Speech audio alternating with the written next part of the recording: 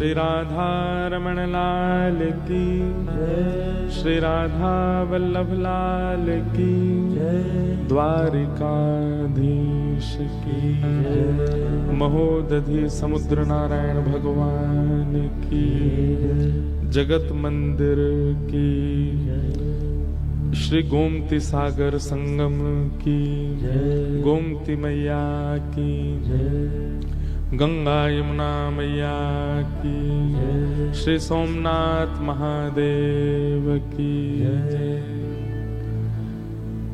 सब संतन की जय, सब भक्तन की जय, सब विप्रन की जय, श्री नागेश्वर महादेव की जय, भाष्यकार श्री रामानुज स्वामी जी महाराज की जय, विराजमान सभी संतन की जय जय श्री नमः पार्वती पतये हर हर महादेव।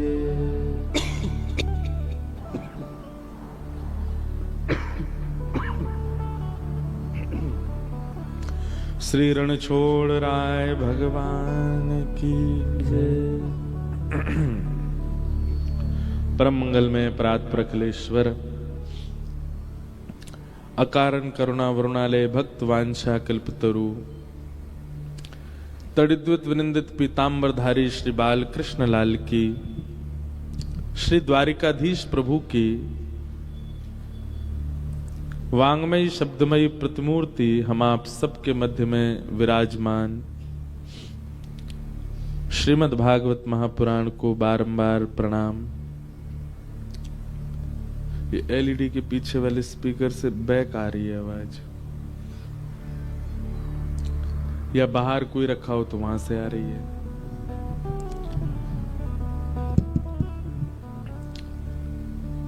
श्रीमती वंदना जी एवं ब्रज गोपाल जी वंग और उनके माता पिता श्रीमती पुष्पा एवं श्री लक्ष्मी निवास जी और उनके समस्त परिवार बंग परिवार के पावन सत्संकल्प से बहुत दिनों की प्रतीक्षा से और अत्यंत उत्साह और आनंद से हम आप सब लोग एक परिवार के संकल्प की पूर्ति के लिए इतने सारे परिवारों को आनंद मिल रहा है। हम सब द्वारिका आए हैं, ये हमारा परम सौभाग्य है। ठाकुर जी कृपा करें, ऐसे संकल्प सबके चित्त में प्रकट होने चाहिए। ऐसे संकल्पों का नियोजन सबके चित्त में होता रहे, ऐसी हमारी भावना है।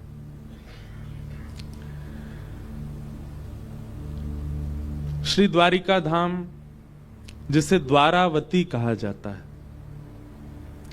सप्तपुरियों में भी नाम है जिसका, चार धामों में भी नाम है जिनका। मोक्षपुरी और धाम सब में नाम श्री द्वारावती द्वारिका का है। ऐसी द्वारिका में आकर के कथा श्रवण का अपना पुण्य है, पर मैं पुण्य प्राप्ति करने वाले साधनों में मेरी ज्यादा निष्ठा नहीं है। सबका अपना अपना मत होता है, मेरा मत एक अलग है कि पुण्य की प्राप्ति, पुण्य का मतलब क्या होता है? क्षीणे पुण्य मर्त लोकम विशंति, पुण्य क्षीण होते ही मृत्यु लोक में आना पड़ता। पुण्य का मतलब क्या होता है? पुण्य मिलने से स्वर्ग लोक की प्राप्ति होती है। एक प्रकार से आपने धन कमाया तो धन कमा करके आप 5 स्टार होटल में जा सकते हो, धन कमा करके आप चार्टर में ट्रेवल कर सकते हो, धन कमा करके आप सुख सुविधाओं का उपभोग कर सकते हो। लेकिन धन जिस दिन कम हो जाएगा उस दिन सुख सुविधाएं भी आप नहीं भोग पाओगे। ठीक वैसे ही पुण्य का और स्वर्ग का मेल है। आप जितना ज्यादा पुण्य कमाएंगे उस पुण्य के प्रभाव से आपको उतने ही ज्यादा दिन स्वर्ग में रहने का अवसर मिलेगा। हमें स्वर्ग चाहिए नहीं, और विशेष रूप से यहां जितने भी बैठे हैं श्री वैष्णव, हम श्री वैष्णवों के लिए तो वैकुंठ है, और वैकुंठ का तो रूप है कि वहां जाने के बाद फिर पुनः आना नहीं पड़ता। और क्षमा कीजिएगा, पुण्य से वैकुंठ नहीं मिलता, पुण्य से स्वर्ग ही मिलता है। पुण्य से वैकुंठ नहीं मिलता, कैंकर्य से वैकुंठ की प्राप्ति होती है, सेवा से वैकुंठ मिलता है, प्रेम लक्षणा भक्ति से भगवत धाम की प्राप्ति होती है, पुण्यों से नहीं। कई बार कथाओं में कहा जाता है कि आप सब लोग कथा श्रवण करने आइए, पुण्य के भागीदारी बनिए। मुझे बहुत पीड़ा होती है उस समय कि पुण्य के लिए कथा नहीं है, पुण्य के लिए तो संसार के बहुत साधन हैं, यह तो प्रेम की प्राप्ति के लिए। यहां जितने भी वैष्णव आप सब, ये जिनका भी दिमाग लगाना, ये यहां भक्तों को बिठाने का बहुत अच्छा दिमाग है, जिन्होंने भी ये योजना बनाई। अब हमको पता है क्या है, हम जिस भक्त को देखेंगे उसी का चरित्र आएगा चित्त में, वही सुना देंगे, और वो सुनाते समय आपको केवल दिया करेंगे, देखो उनकी ओर देख लो, इन्हीं का ही चरित्र सुना रहे हैं। यहां जितने भी बैठे हैं,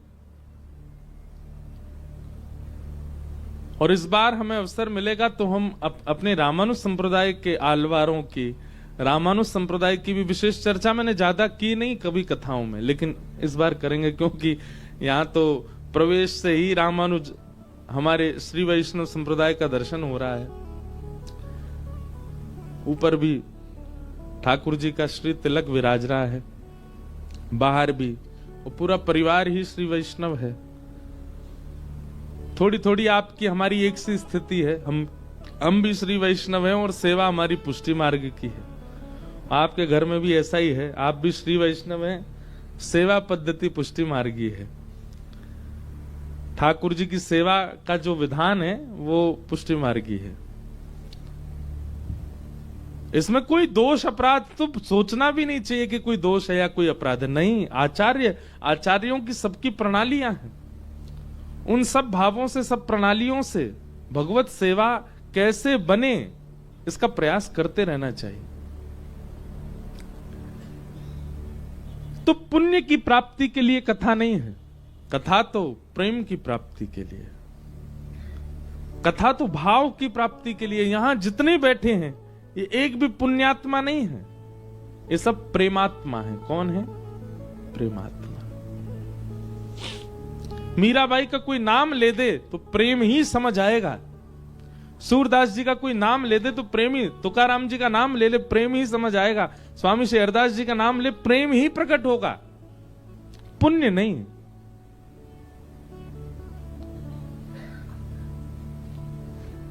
और श्री कृष्ण प्रेम प्रिय हैं, तो भागवत की कथा या धाम में आगमन या सागर गोमती में स्नान, इन सब के पीछे एक ही उद्देश्य होना चाहिए।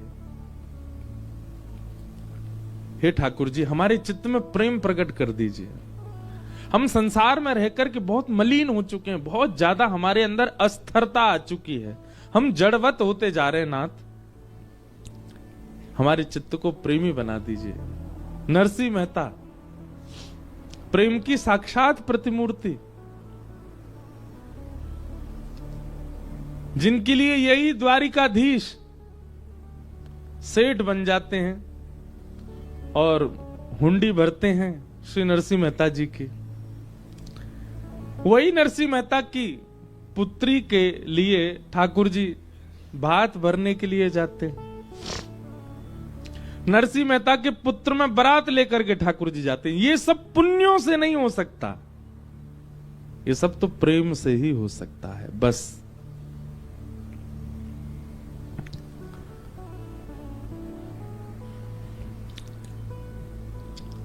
आप भी अपने संबंधों में किसी के लिए पूर्ण रूपेण न्योछावर तब होते हैं जब उसके प्रति प्रेम हो। हर प्रकार के संबंध होते हैं, आप सब लोग बिजनेस भी करते हैं, किसी से आपका व्यापारिक संबंध है, किसी से आपका धन का संबंध है, किसी से आपका अपने कार्य की सिद्धि का संबंध है। सबके लिए आप सहज थोड़ी हो जाते हो, लेकिन जिससे प्रेम होता है उसके लिए अति सहज हो जाते हो। द्वारिकाधीश के दरबार में कोई तो ठाकुर जी से व्यापारी संबंध बनाने आया है, वो हर महीना आता है द्वारिका मुंबई से। क्यों आता है लेकिन? मेरा कारोबार बढ़िया चलता रहे, द्वारिकाधीश कृपा दृष्टि रखना। तो श्री द्वारिकाधीश उससे व्यापारिक संबंधी रखते हैं, इसका कारोबार बनाना है हमको। कोई अपने घर की सुख सुविधाओं के लिए ठाकुर जी के पास आता तो ठाकुर जी उससे वैसा संबंध रखते हैं। पर द्वारिका कोई केवल श्री द्वारिकाधीश जी को देखने ही आता है, बस उसका प्रेम है ऐसा ठाकुर जी से, तो ठाकुर जी भी उसको उसी भाव से ही देखते हैं।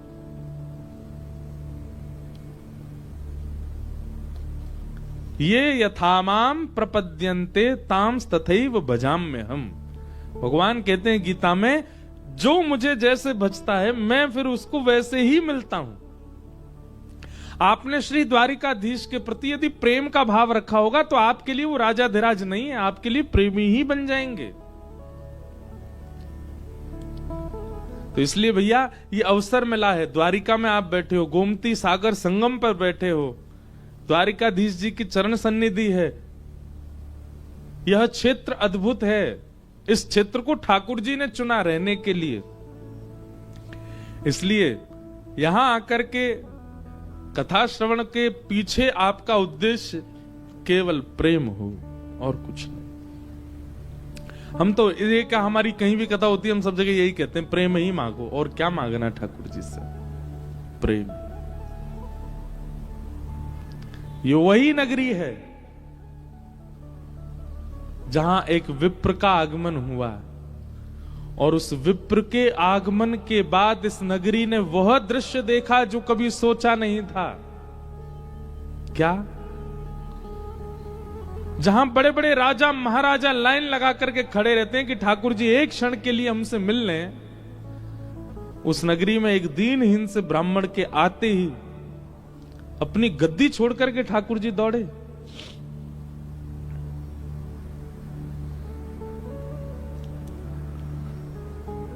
आज जब से हम जामनगर उतरे तब से हमको श्री द्वारिका और द्वारिकाधीश जी का ही स्मरण, यहां का भाव स्मरण हो रहा था। जितने भी गृहस्थाश्रमी अगर कथा सुन रहे हैं तो बहुत ध्यान से सुनिएगा। प्रत्येक गृहस्थाश्रमी के लिए द्वारिका गुरु स्थान है, यहां जरूर आकर के प्रणाम करके जाया कीजिए।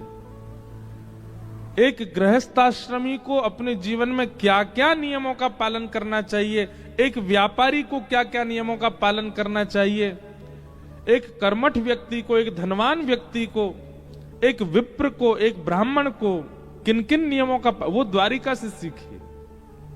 द्वारिका लीला सामान्य लीला नहीं है।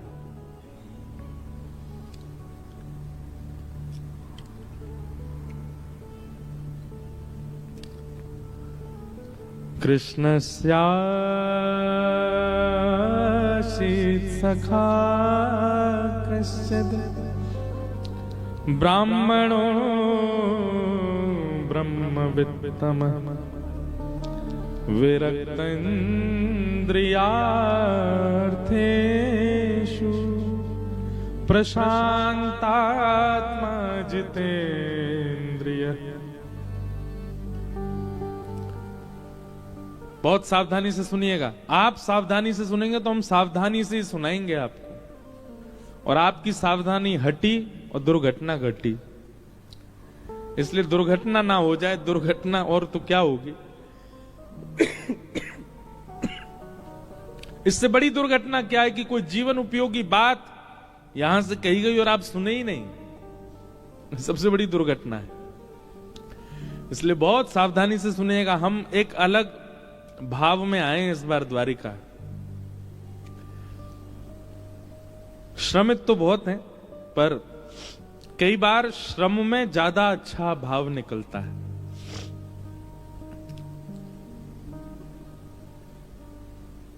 सुदामा जी आए द्वारिका।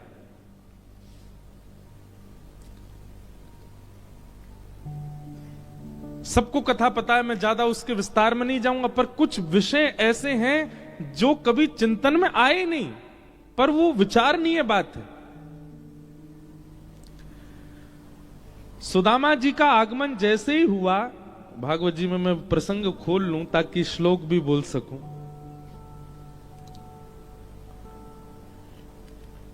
सुदामा जी के आगमन होते ही फिर जो जो लीलाएं हुई, घटनाएं हुई, सबको पता है, सब विदित हैं उस भाव से।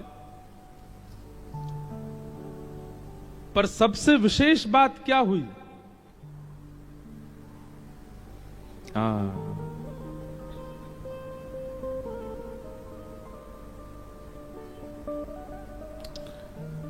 कि सख्युः प्रियस्य विप्रविशे रंग संगति विनिवेद प्रीतो व्यमच्युत बिबिंद नेत्राभ्याम पुष्कर क्षण।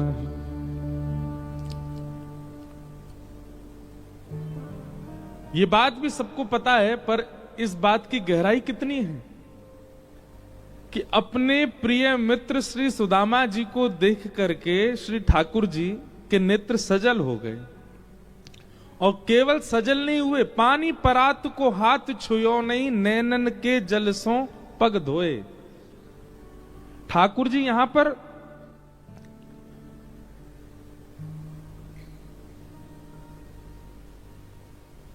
चरण प्रक्षालन कर रहे हैं सुदामा जी का।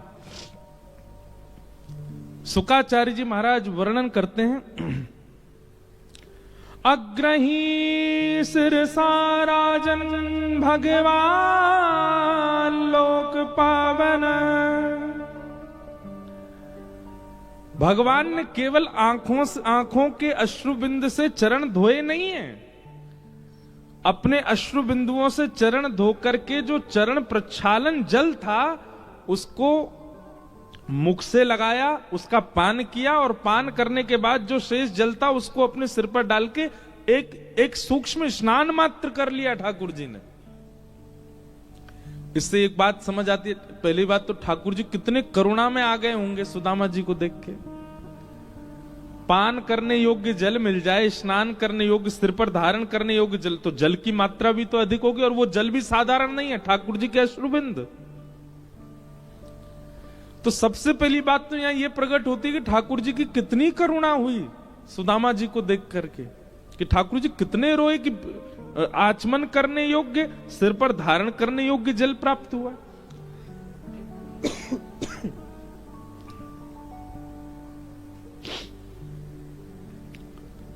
अग्रही छिरसा राजन भगवान लोक पावन व्यलिम्पद दिव्य गंधेन चंदना गुरु कुंकुमयी। ये सामान्य द्वारिकाधीश नहीं है। कौन है द्वारिकाधीश? चरणों से निकली गंगा प्यारी, जिसने सारी दुनिया तारी, उन चरणों के में शीश नवाऊं, हे गिरधर तेरी आरती गाऊं। जिनके चरण स्पर्श करके जल गंगा बन जाता है, और वह गंगा भी कैसी गंगा? जिन गंगा का पान करने से, जिन गंगा में स्नान करने से व्यक्ति के एक नहीं कोटि जन्मों के पाप नष्ट हो जाते हैं। अरे इतना ही नहीं, गंगे गंगे तियो ब्रूयात योजना नाम सतैरपि। बहुत ध्यान पूर्वक सुनिएगा। योजनों दूर से यदि कोई गंगा गंगा गंगा गंगा कहकर के पुकारे, मुच्यते सर्व पापेभ्यो, तो भी उसके पाप नष्ट हो जाते हैं। क्यों है गंगा की इतनी महिमा? क्योंकि वो ठाकुर जी के चरणों से निकली है।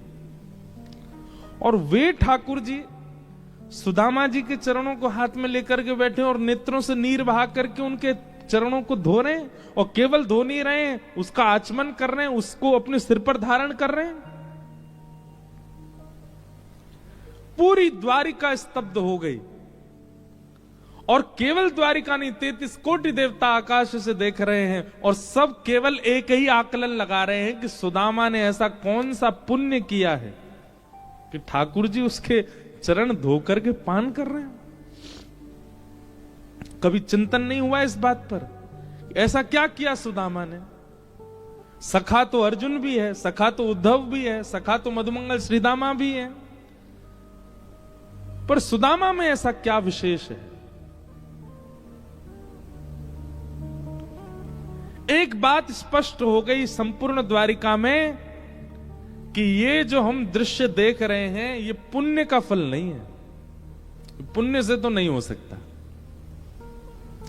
भैया हम सुदामा जी के बारे में अच्छे से जानते हैं, उन्होंने हिमालय पर जाके तपस्या नहीं करी है।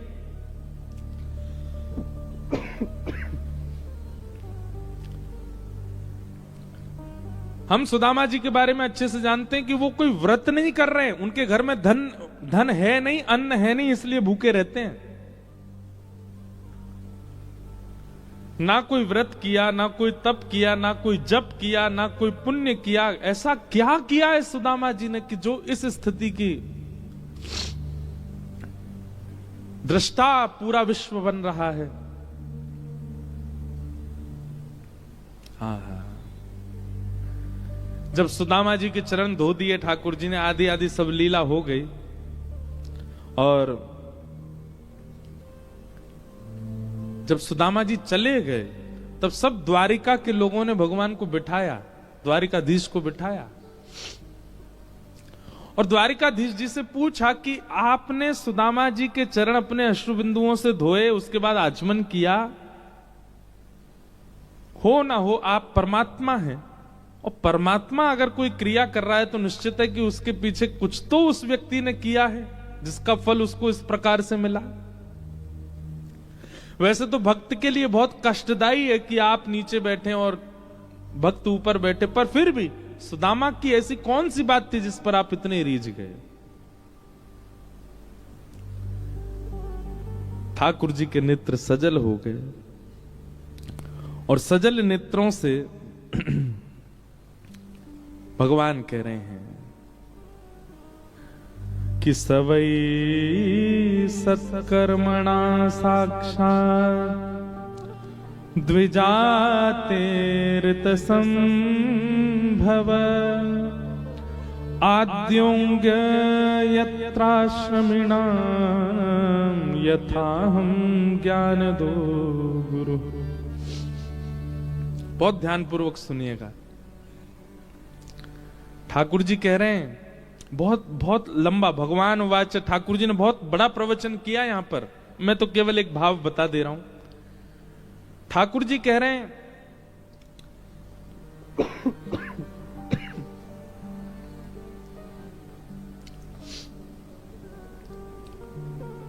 कोई परम तपस्वी होकर के भी इस स्थिति का अनुभव नहीं कर सकता जो सुदामा जी ने किया है। कोई परम विरक्त होकर के भी इस स्थिति का अनुभव नहीं कर सकता जो सुदामा जी कर रहे हैं। कोई परम त्याग में जीवन जी करके, परम व्रत में जीवन जी करके, परम पुण्य में जीवन जी करके, जितने भी आप सोचना चाहो, यज्ञ करके, तप करके, जप करके, आदि आदि करके, ये स्थिति किसी के जीवन में नहीं घट सकती जो सुदामा जी की घट रही है। सुदामा जी का ऐसा कौन सा गुण है जिस पर ठाकुर जी प्रसन्न हो गए? भगवान कहते हैं सुदामा के चित्त में जो गुरु निष्ठा है, मुझे वो बहुत प्रिय है।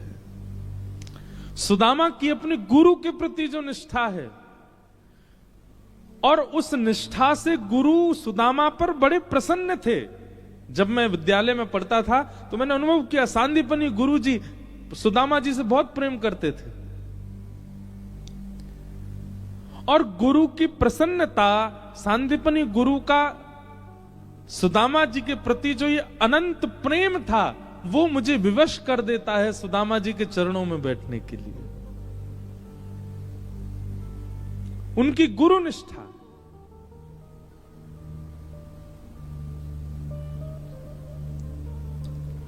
विचार करो बंधुओं, ये मैं नहीं कह रहा हूं, स्वयं भगवान कह रहे हैं। इतने से गुण पर कौन रीझता है? ठाकुर जी रीझते हैं। केवल सुदामा जी की गुरु निष्ठा का। आज भी सुदामा जी, इतने दिन हो गए, सुदामा जी के घर में भोजन नहीं है, सुदामा जी के पास पहनने के लिए वस्त्र नहीं है, सुदामा जी के घर में वर्षा हो जाए तो कमर कमर तक जल भर जाता है। ऐसी स्थिति में भी हम आप लोग होते ना तो गुरु जी के पीछे पड़ जाते हैं कि गुरु जी कैसे गुरु जी हो आप, आपको गुरु जब से बनाया तब से हमारे तो दिन बिगड़ गए। पर सुदामा जी आज भी नित्य अपने गुरु को स्मरण करते हैं और गुरु की कृपा का अनुभव करते हैं। और गुरु कृपा में क्या कहते हैं, हे गुरुदेव भगवान, आपकी कृपा से धन भले ही नहीं है, अन्न भले ही नहीं है, वस्त्र भले ही नहीं है, पर एक चीज है, क्या? नित्य कृष्ण स्मृति है चित्त में। नित्य कृष्ण याद रहते हैं मुझको, ये सबसे बड़ी कृपा है आपकी। हम संसारी लोग कृपा को किसी और दृष्टिकोण से देखते हैं, पर सुदामा जी की दृष्टि अलग है। सुदामा जी कहते हैं मुझे रोज कृष्ण स्मरण में आते हैं, ये मेरे गुरु की कृपा है। चाहे कैसी भी स्थिति बन जाए, चाहे कैसी भी परिस्थिति बन जाए, पर मैं ठाकुर जी को भूलता नहीं, ये गुरु कृपा है। ये विषय पढ़ते समय, बोलते समय मुझे अपने ऊपर भी बड़ा आनंद हो रहा था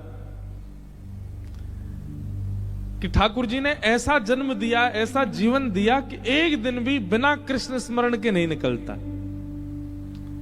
हम आपको बहुत सत्य बात कह रहे हैं। साल के कई ऐसे दिन होते हैं, उन दिनों में शायद परिवार को याद नहीं कर पाता हूंगा मैं। साल के कई ऐसे दिन होते हैं कि अपने घर के कई सदस्यों के जन्मदिन पर बात भी नहीं कर पाता मैं।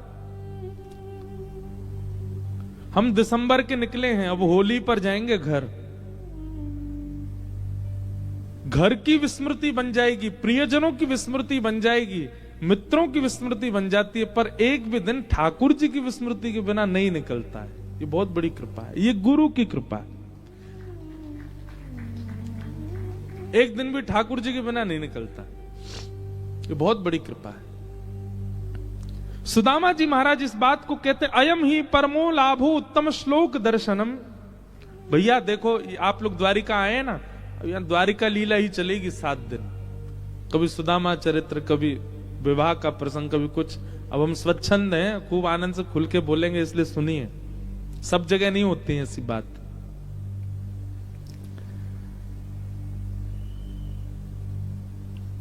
सुदामा जी नित्य कहते हैं मेरे गुरु की बहुत बड़ी कृपा है मुझ पर। और वो कृपा किस चीज में देखते हैं कि चाहे जैसी परिस्थिति परिवार की हो जाए, पर मैं कृष्ण को कभी नहीं भूलता, मैं द्वारिकेश को कभी भूलता नहीं।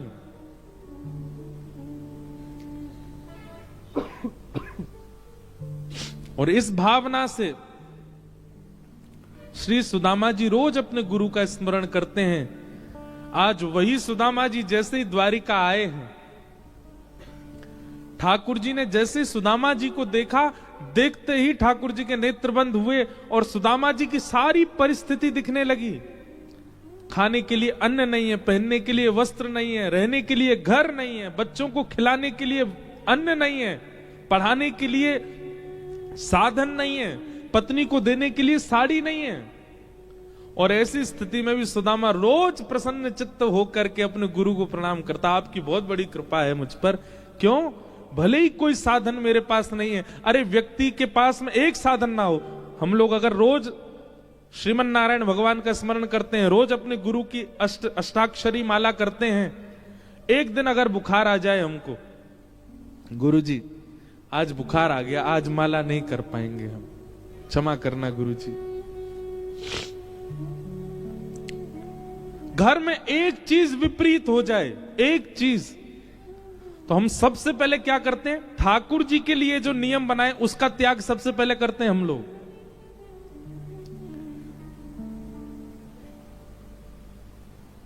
सब जानते हैं इस बात को। घर में एक भी चीज विपरीत आ जाए तो हमारे अंदर सबसे पहले जहन में क्या बात आती है? घर के जो बेचारे सेवक होते हैं उनसे कहते हैं तुम ठाकुर जी को देख लेना, हम बहुत, अब घर में ये काम आ गया, हमको जाना पड़ेगा।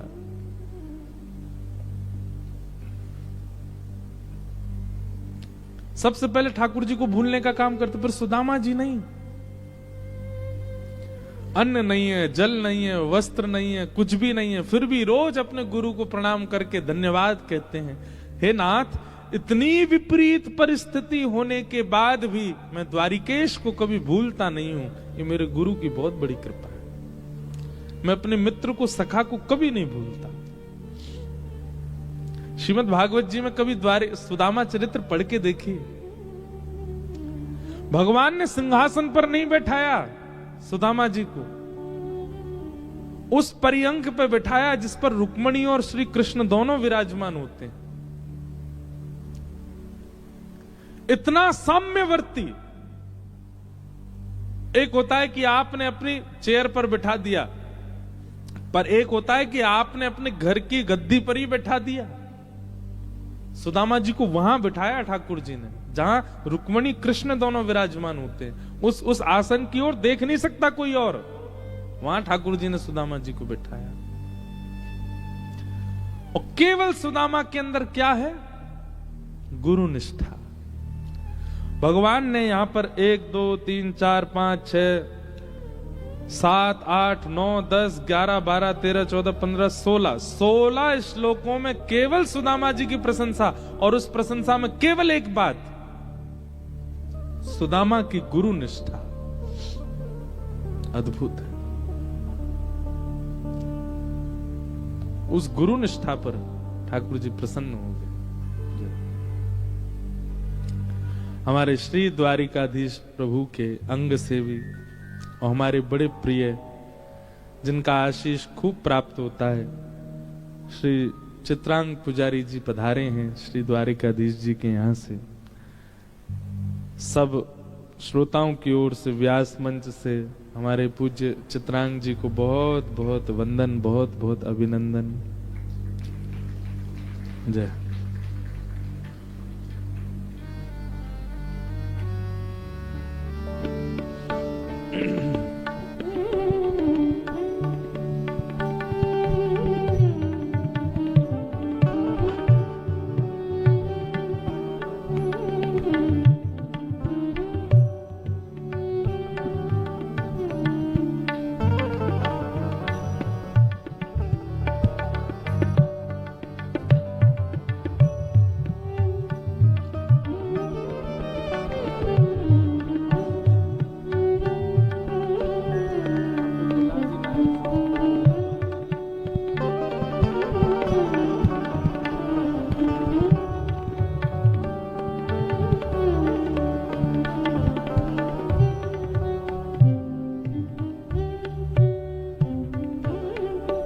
बोलो द्वारिकाधीश की जय। तो हम किस विषय पर चर्चा कर रहे थे? पूरी दुनिया में श्रीमद् भागवत की कथा जिस विषय पर विश्राम होती है, हमारी आज की कथा उस विषय से प्रारंभ हुई है, सुदामा चरित्र।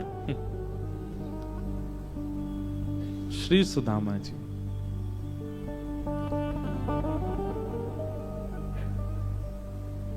श्री द्वारिकाधीश से गृहस्थ आश्रम सीखना है।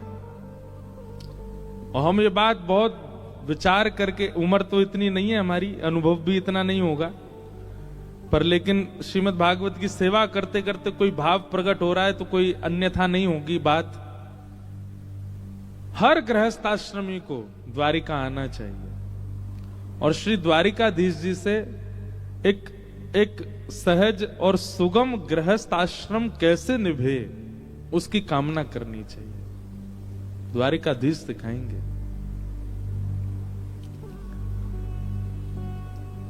सुदामा जी पर कृपा की ठाकुर जी ने, केवल किस लिए? भरोसो दृढ़ चरणन के, सूरदास जी कहते हैं, गुरु कृपा। ठाकुर जी इस बात से प्रसन्न है कि सुदामा कभी भी शिकायत नहीं करता है अपनी स्थितियों की, बल्कि अपनी प्रत्येक स्थिति में धन्यवाद और कहते हैं गुरु जी को।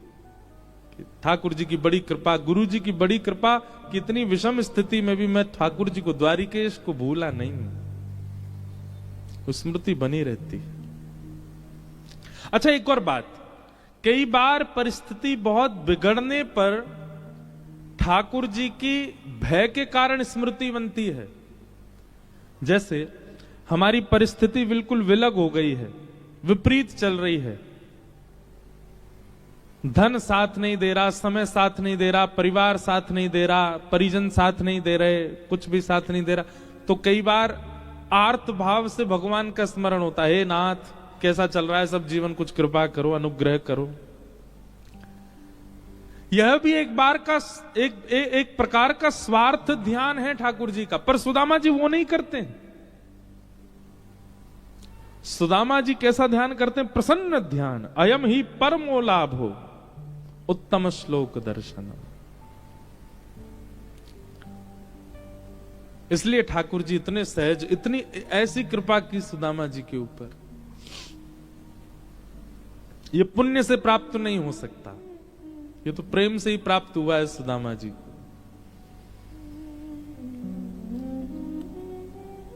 श्री वल्लभ नख चंद्र छटा बिन सब जग माहि अंधेरो,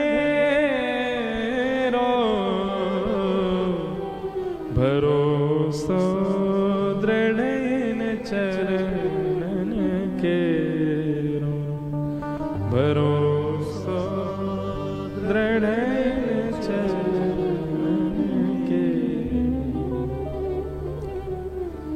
व्यक्ति कोई नियम पालन कर पाए ना कर पाए, कोई साधन कर पाए ना कर पाए, पर आज द्वारिकाधीश जी की नगरी में बैठे हो, एक साधना कर लो बस, गुरु और गुरु के वचनों के प्रति अटूट विश्वास।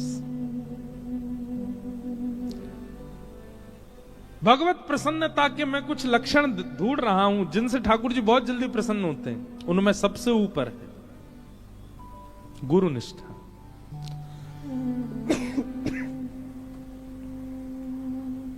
गुरु निष्ठा यदि आपके चित्त में है, आप ठाकुर जी को बहुत जल्दी प्रसन्न प्राप्त कर सकते।